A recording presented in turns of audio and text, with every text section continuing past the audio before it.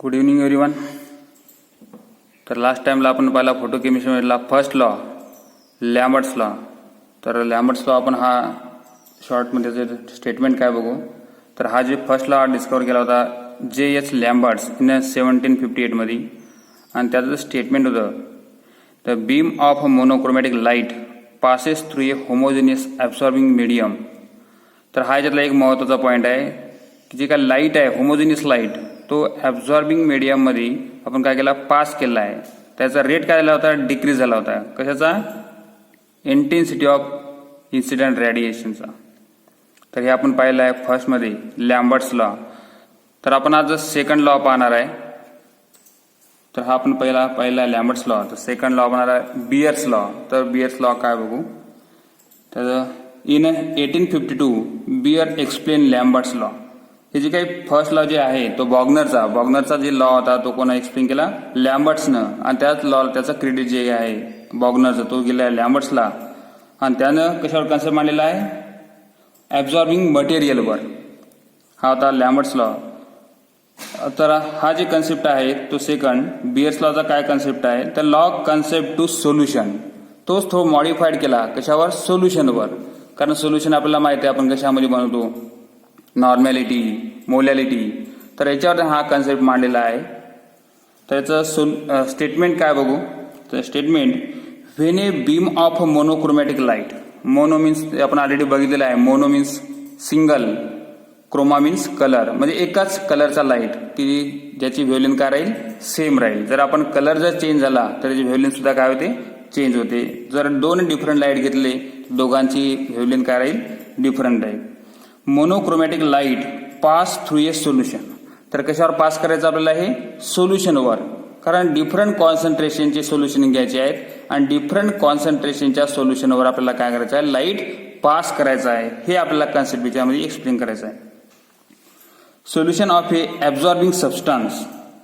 The rate decrease of intensity of light with thickness of solution is a directly proportional. तर पहा हे directly proportional आहे. कोणाच्या? Thickness of solution is a directly proportional to the intensity of incident light as well as concentration of solution. तर पहिला जो law होता तो काय होता? Thickness of absorbing material is a directly proportional to the intensity of light. त्याच्यामध्ये एक point वाढलेला याच्यामध्ये. तर कोणता? As well as concentration of solution. तर हा याच्यामध्ये कॉन्सन्ट्रेशनचा एक पॉईंट याच्यामध्ये वाढलेला आहे. हा कोणत्या लॉमध्ये? बियर्स लॉमध्ये. तर हा जो आपण काय पाहणार आहे? मॅथमॅटिकली पाहणार आहे. मॅथमॅटिकली प्रूव्ह करणार आहे की हा जे लॉ तो कसा तो अप्लाय होईल. तर आपण पाहू मॅथमॅटिकली एक्सप्रेस ॲज मायनस. तर मायनस का? रेट काय व्हायला याच्यामध्ये?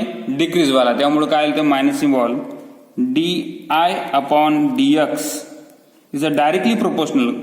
कसे प्रोपोर्शनल आहे तो? Is a directly proportional to the intensity of incident light as well as concentration. तर याच्यामध्ये और याच इक्वेशनला minus di/dx is equal to काय? हा जे आहे तो काय? Alpha I into C. आता याच्यामध्ये अल्फा काय आहे? तो कॉन्स्टंट आहे. तर आय म्हणजे काय मग? Intensity of incident light.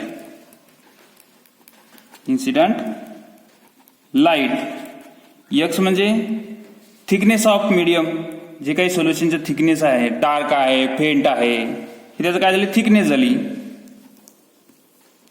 Thickness of medium. कारण जी डिफरंट कॉन्सन्ट्रेशनचे आहे ते का सेम कलर राहणार नाही. कोणता डार्क होईल, कोणता फेंट होईल. हे आपण टायट्रेशनमध्ये सुद्धा बघितलेलं आहे कलर. याच्यामध्ये अल्फा काय? कॉन्स्टंट आहे. तर या कॉन्स्टंटला कोणतं कॉन्स्टंट म्हणायचं? Absorption coefficient.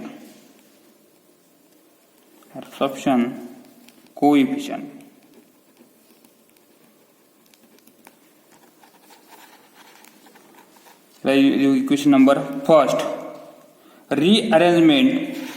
rearrange equation first. Rearrange equation first. तर हे जे पहिलं इक्वेशन आहे कोणतं minus d I upon d x is equal to alpha I into c. तर या इक्वेशनला काय करायचं आहे रिअरेंज करायचं आहे. तर रिअरेंज केलं काय होईल डी आय हा जे आय आहे तो काय करू आपण ट्रान्सफर करू कुठे डीएक्सच्या जागी आणि डीएक्स हा आपण इकडे ट्रान्सफर करू. काय होईल मग d I upon I is equal to आता करायला हा minus alpha into c into d x. आपण हा डीएक्स काय केलाय ट्रान्सफर केलाय. तर याला देऊ आपण इक्वेशन नंबर 2. हे केलं आपण रिअरेंजमेंट. इक्वेशन नंबर 2 तयार झालं. आता 2 नंबरच्या इक्वेशनला काय करायचं इंटिग्रेशन करायचं आहे. Integration equation 2 between the limit. आपला लिमिट यूज करून काय करायचं आपला इंटिग्रेशन करायचं आहे बिटवीन द. तर आपल्याला इक्वेशन नंबर 2 ला इंटिग्रेशन करायचं आहे. तर आपल्याला लिमिट यूज करून. तर लिमिट कोणता आहे I is equal to I0 at x is equal to 0 and I is equal to I at x is equal to x we get. तर आपला इंटिग्रेशन केल्यानंतर 2 नंबरचे इक्वेशन इंटिग्रेशन केल्यानंतर कोणतं इक्वेशन तयार होईल. तर आपल्याला हे लिमिट यूज करायचे आहेत. Integration I0 I d I upon I is equal to minus alpha c integration x 0 d x. देऊ आपण इक्वेशन नंबर 3. हे केलं आपण काय इंटिग्रेशन. नंतर आपल्याला काय करायचं आहे इंटिग्रेशन सॉल्व्ह करायचं आहे upper limit minus lower limit.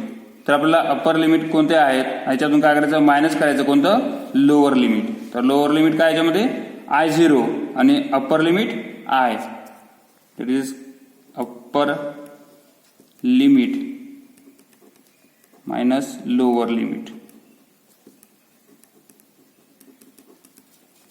तर याच्यामध्ये इंटिग्रेशन सॉल्व्ह करायचं आहे. काय होईल LN I minus LN I0. तर LN आय काय याच्यामध्ये अप्पर लिमिट आणि I0 काय lower limit is equal to minus alpha c lower upper limit x lower limit 0. Equation number ह्याला 4. नंतर सॉल्व्ह करून घेऊ. दोघांमध्ये कॉमन काय निघेल LN. तर I upon I0 is equal to minus alpha c x minus 0 म्हणजेच काय एक्स. तर LN I upon I0 is equal to minus alpha c x. हे equation number 5. Taking exponential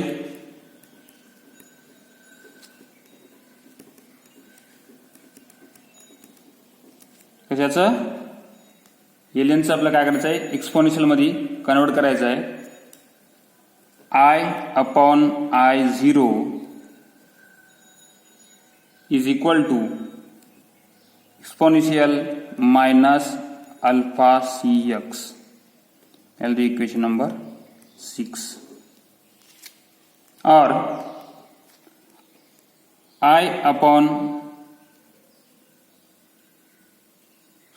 I is equal to I0 exponential minus alpha cx. Equation number 7. तर हे जे equation number 7 जे आहे तो मॅथमॅटिकली प्रूव्ह केलेला आहे. कोणता लॉ बियर्स लॉ. तर बियर्स लॉ काय मग I is equal to I0 exponential minus alpha cx. Equation 5th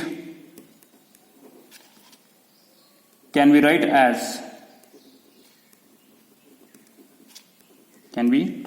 equation number 5. तर इक्वेशन नंबर 5 काय LN I upon I0 is equal to minus alpha cx. हे आपण परत घेऊ. LN I upon I0 is equal to minus alpha c x. आता आपल्याला काय करायचं आहे, एलियनचं कन्व्हर्जन कशामध्ये त्याची व्हॅल्यूमध्ये पुटअप करायचं आहे. जेव्हा आपण एलियनचं कन्व्हर्जन log 10 मध्ये करतो तर त्याचं काय व्हॅल्यू राहील, 2.303 log of I upon I0 is equal to minus alpha cx. Value equation number 8.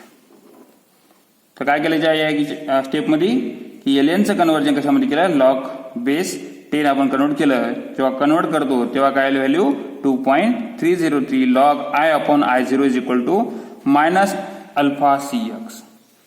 पुन्हा परत या इक्वेशनला 8 नंबरच्या इक्वेशनला परत रिअरेंज करू.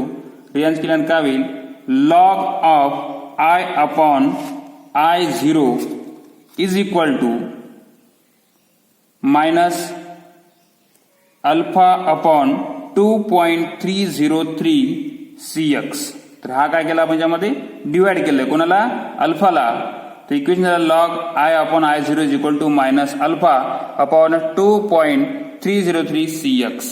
Equation number 9. और परत त्याला रियाज करू log of, आता हा जे I upon I0 आहे तो आपण केला वर नेऊ. I0 जरा वर नेलं काय होईल, I0 upon I is equal to, आता आपण काय केलाय I0 हा वर घेतलेला आहे म्हणजे मायनसचं काय होईल plus, that is alpha upon 2.303 cx. काय केलं फक्त आपण व्हॅल्यू जे वर होती ती आपण खाली घेतली आणि त्यामुळे काय झालं, साइन चेंज झाला. Equation number 10. Then log of I0 upon I is equal to epsilon cx. Equation number 11. तर आपण लॅम्बर्ट्स लॉ मध्ये सुद्धा पाहिलं आहे. इप्सिलॉन काय मोलार ऍब्सॉर्प्शन कोएफिशिएंट और मोलार ऍब्सॉर्बिविटी और मोलार एक्सटेंशन कोएफिशिएंट. आणि याची व्हॅल्यू काय, इप्सिलॉन इज इक्वल टू, आपण हा जर याची जर व्हॅल्यू पुटअप केली तर काय राहील, अल्फा अपॉन 2.303.